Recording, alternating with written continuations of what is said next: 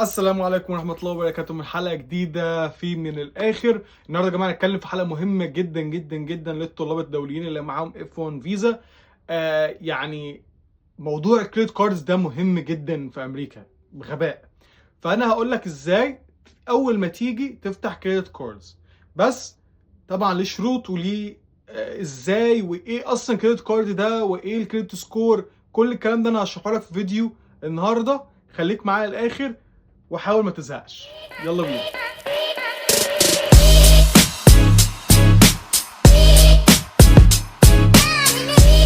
طيب رقم واحد ممكن نقوله ايه المتطلبات اللي هم بيطلبوها. انت اول حاجه لازم تفتح حاجه اسمها ديبت كارد او بنك اكاونت عادي. نظام هنا في حاجه اسمها ستودنت بانك، ستودنت اكاونت. انت لما بتروح بتقول لهم انا عايز افتح البنك، فبيفتحوا لك حاجه اسمها ستودنت اكاونت.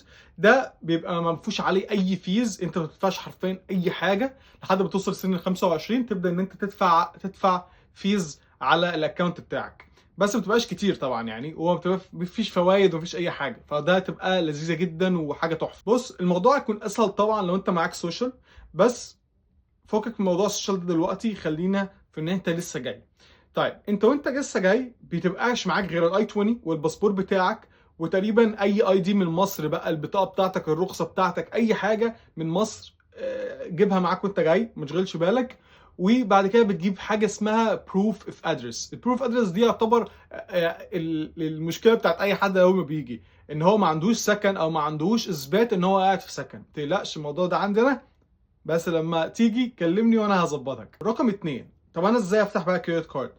انت وانس ان انت خلاص فتحت البنك اكاونت، عشان انت البنك اكاونت مهم بالنسبه لك عموما، هتبدا تفتح حاجه اسمها كريدت كارد.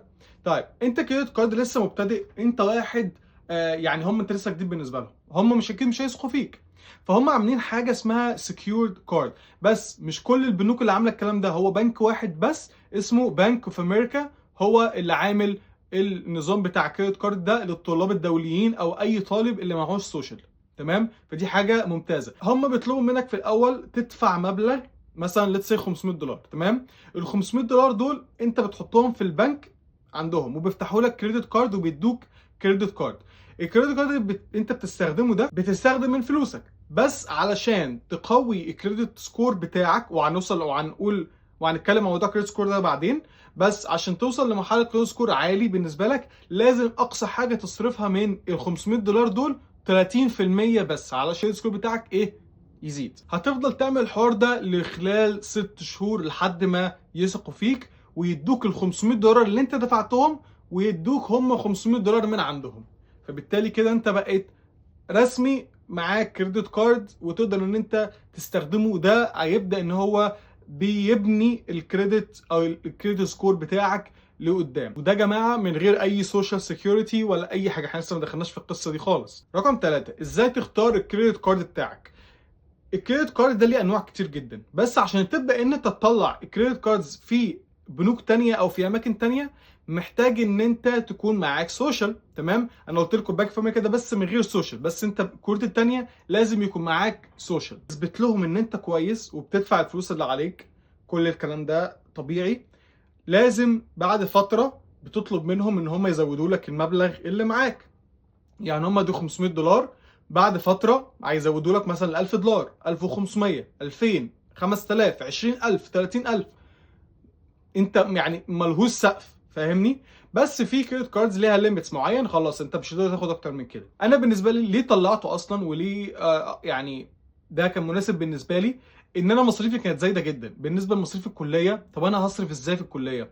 فميزه الكريدت كاردز دي عموما يعني ان انت ممكن تدفع بيهم فلوس الكليه، وبعد ما بتدفع بيهم فلوس الكليه خلاص انت كده خلصت الكليه. تمام، فانت كده بقيت مديون لمين؟ للبنك. تمام، البنك بيديك 55 يوم من بدايه ان انت دفعت بيهم الكليه، او معنى صح الستيتمنت اللي انت فتحتها. يعني مثلا ليتس سي انت الستيتمنت الاولانيه دي شهر واحد، تمام، انت بعد 55 يوم تقدر ان انت تسدد الفلوس اللي انت دفعتها في شهر واحد. فاهم قصدي ايه؟ فده حاجه كانت تحفه جدا بالنسبه لي. طبعا انا مش معايا فلوس، انا معيش، انا مفلس اصلا. فاهم انت؟ ومعيش فلوس دلوقتي، فانا ممكن اجيب فلوس الشهر الجاي. فهم بيدوك الفرصه ان انت تسدد الفلوس اللي عليك دي بعد ال 55 يوم. وده السؤال، هو انا ازاي ادفع مصاريف الكليه وازاي اشتغل؟ ده برضه يا جماعه يعني ضمن من ضمن الاجابه بتاعت انا هل ممكن ان انا اشتغل وادرس في نفس الوقت واسدد الفلوس بتاعت الكليه؟ فانا بقول لك يعني ايه، ده جزء بسيط من الموضوع. ليه بقى اصلا الكريدت سكور ده او السجل الائتماني مهم؟ تمام. مهم جدا لقدام، لمرحله ان انت اي الرقم اللي معاك ده هو السكيل سكور بيبدا عامل شبه المؤشر كده. تمام. بيبدا من 300 حلو لحد 850. ان انت يكون الكريدت بتاعك من فوق ال 700 وانت طالع، فانت كده يعتبر في الامان يعني. تمام، يعتبر في الامان. بس ميزته او ان هو اهميته للموضوع ان شاء الله بعد كده طبعا تقدر عايز تشتري عربيه، عايز تشتري مثلا تأجر بيت، عايز تشتري مش عارف ايه، كل الكلام ده كله بكريدت سكور. يعني هو مش لما تروح مثلا ديلر شيب عايز تشتري عربيه، هو مش هيجي يقول لك خد العربيه وخلص الموضوع على كده، لا، هو لازم يكشف على الكريدت سكور بتاعك، وعلى اساسه هو ممكن يديك العربيه بسعرها.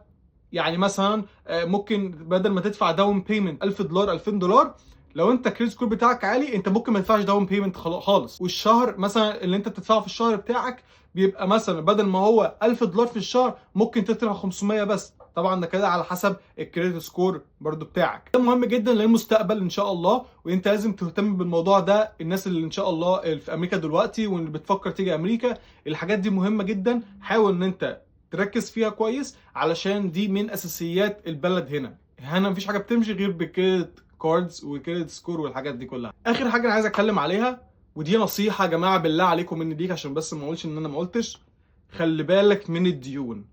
خلي بالك من ان انت تبقى مش عارف انت بتسيطر على الفلوس اللي انت بتصرفها او الفلوس اللي بتدفعها، والديون تتكتر عليك وتتبهدل. فبالله عليك بالله عليك بالله عليك خلي بالك من الديون. استخدم الكريدت كارد بتاعك بحذر، بحذر جدا جدا جدا. انت عارف انت بتصرف ايه، وعارف انت هيبقى عليك ايه، وهتصرف امتى، وهتسدد امتى.